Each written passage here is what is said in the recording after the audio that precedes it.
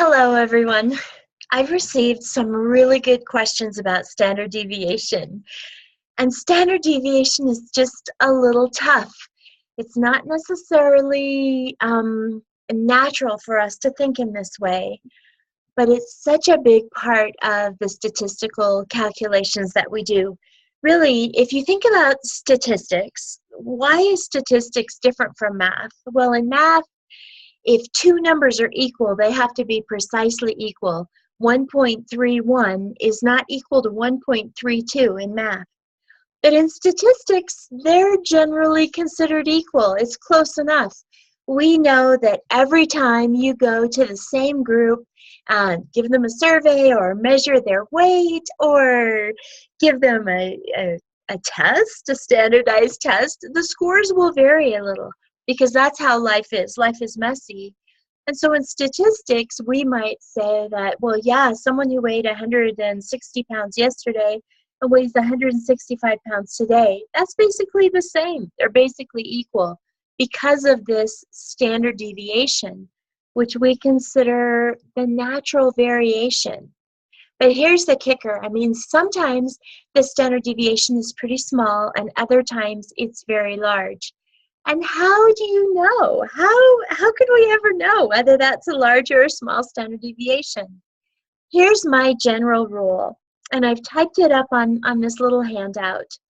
So you take your highest and your lowest data points. So you have, here's set A.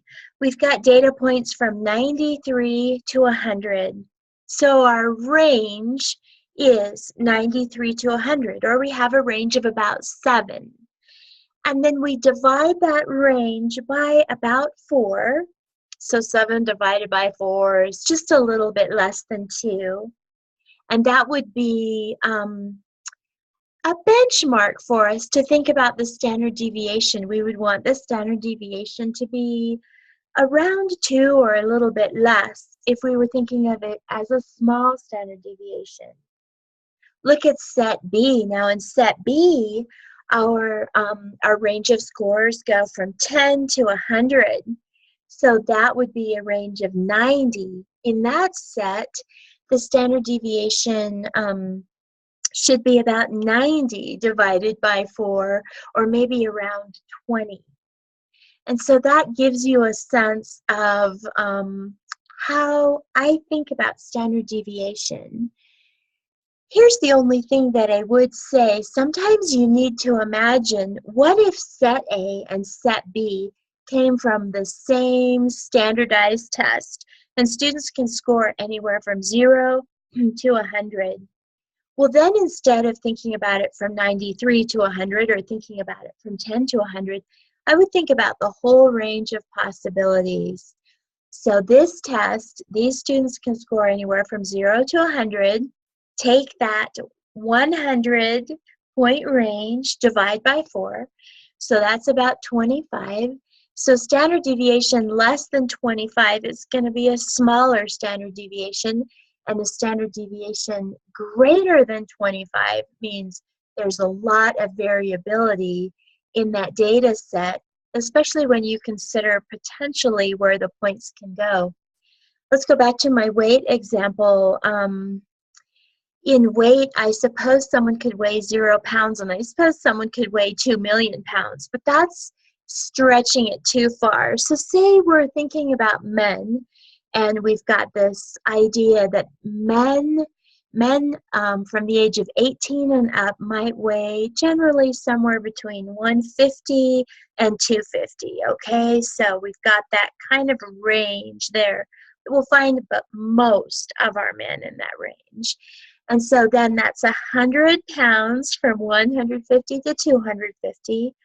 Again, divide by 4, just kind of in your head, divide by 4. So that's about 25 pounds. So if our standard deviation is more than 25 pounds, that means our group of men have a lot of variability. And if our standard deviation is less than 25 pounds, if it's only 15 pounds, that means our men are more they're more homogeneous, and their weights tend to be closer to the means. We've got a group of men, let's assume the mean is 200, then we've got a group of men whose weights are closer to 200 than if their standard deviation was 50 or something.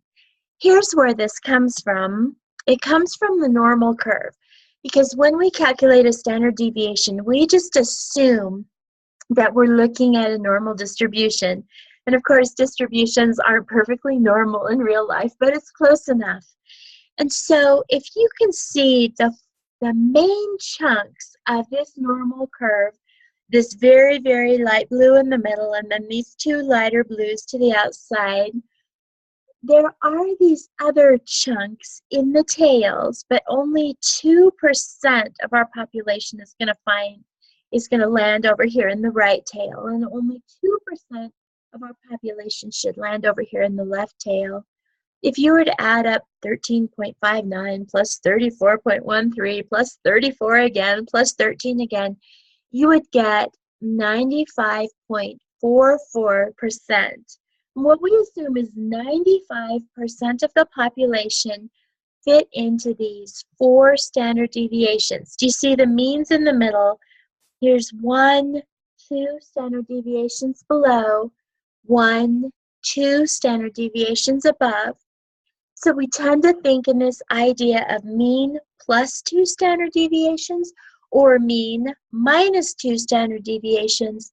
That's where we're going to find most people or most weights or most test scores, as long as they tend to fall on this normal curve.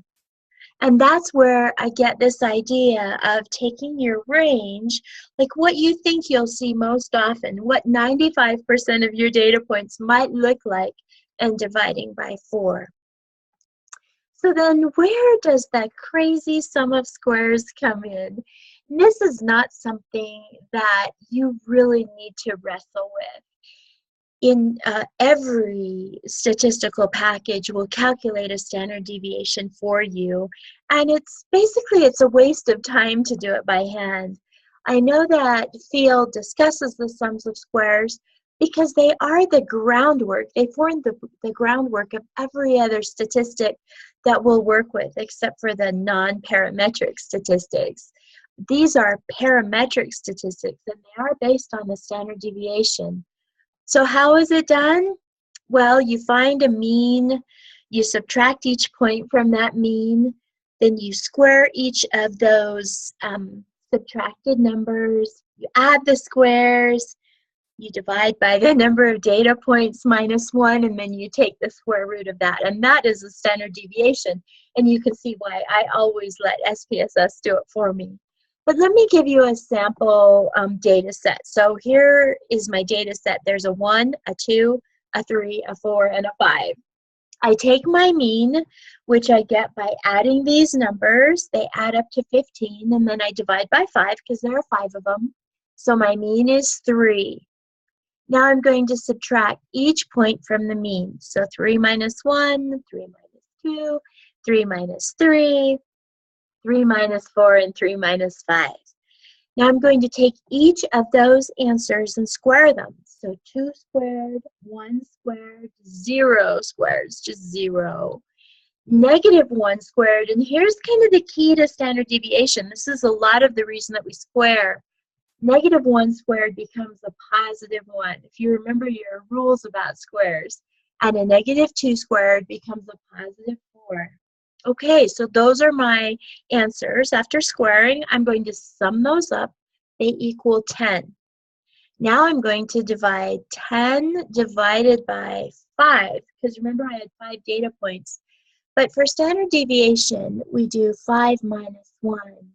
And it's because it's mathematically biased if we just divide by 5. We've got to divide by 4 to get rid of that bias. And it's a mathematical thing that you're welcome to explore. You can check it out online and see some of the reasoning for that. So 10 divided by 4 is 2.5. I'm going to take the square root of 2.5. It's 1.58. And I should put this is my standard deviation. Okay, now, is this a large, a medium, or a small standard deviation? Well, remember, I've got data points from 1 to 5. My range is 1 to 5, or I have a range of 4. And if I divide that by these 4 by 4, and remember that number 4 kind of represents these 4 main chunks of my bell curve, I come up with the number 1, right? 4 divided by 4 is 1. Well, my standard deviation actually came out to be 1.58. So that means it's a large standard deviation because compared with the mean of 3 and this idea that 4 standard deviations, they each should be about 1, that means there's a lot of variability in this data set. If the mean is 3 and one person came in at a 1 and another came in at a 5, that is a lot of variability.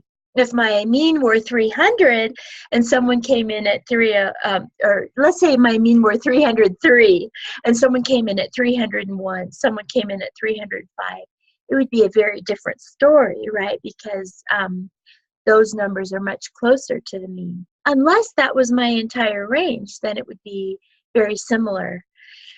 And I know it's a little bit confusing, and actually there's not a perfect science to it. It takes a little bit of practice, and you'll just have to kind of trust me. And you can use words like I did here. This is fairly large, or this standard deviation is large, but I have a very small data set. So I'm not going to say a whole lot about it, except to tell you that there might be a lot of variability because of the size of my standard deviation. And vice versa, if you give a survey and you ask about something and everyone gives you 4s and 5s, your standard deviation should be very small. It should be less than 1. The same idea, you have a Likert scale from 1 to 5, but all of your responses cluster right around that mean between 4 and 5, then you'll have a small standard deviation. I hope that helps. It probably gives you even more to think about than you ever wanted. But please continue to send questions, and I'll try to answer them through videos, handouts, whatever I can do. Thanks for tuning in, and have a great week.